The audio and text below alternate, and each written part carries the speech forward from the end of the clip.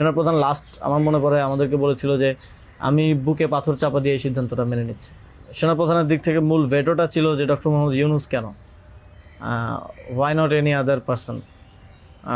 তো আমরা আমাদের জায়গায় অ্যাডামেন্ট ছিলাম, বিকজ আমরা তো 5 তারিখ রাতেই ঘোষণা দিয়ে দিয়েছি যে doctor Muhammad Yunus will be the chief adviser of the next interim government. এবং সেটা এক ধরনের বৈপ্লবিক কায়দায় আমরা ভিডিও বার্তা দিয়ে ঘোষণা দিয়ে দিয়েছি। আমরা কোনো নিয়মের কিংবা সংবিধানের তোয়াক্কা সে সময়টাই করে নেই।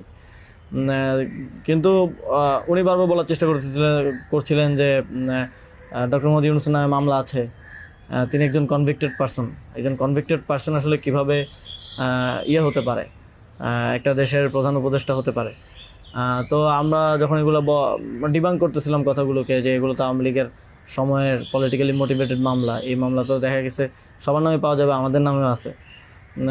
তো এটা বলার পর আবার ওনারা আরেকটা কথা বললেন যে সোসাইটির একটা বড় অংশ তো আসলে ওনাকে হেট করে, এবং বড় অংশ বলতে উনি তখন সরাসরি বলেছেন যে আওয়ামী লীগের অন্তর্বর্তীকালীন সরকারটা তো সবার কাছে গ্রহণযোগ্য হতে হবে।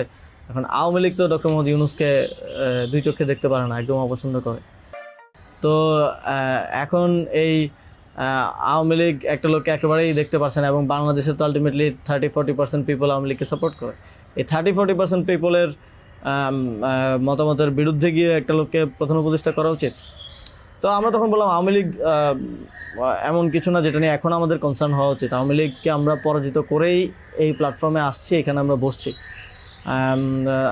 আওয়ামী লীগ কি চাইলেও না চলে এটা এখন আর ম্যাটার করে না কোনোভাবেই। কিন্তু উনি বারবার এই কথাটা ঘুরে ফিরে বলতেছিলেন যে এই সরকার তো একটা নির্বাচন আয়োজন করবে, এই জন্য বিএনপি আওয়ামী লীগ সবার কাছে এই সরকারের গ্রহণযোগ্যতা থাকা প্রয়োজন। আওয়ামী লীগ তো প্রধান ডক্টর মোহাম্মদ ইউনূসকে একেবারেই দেখতে পারে না, ওনাকে আওয়ামী লীগ মেনে নেবে না উনি আসলে।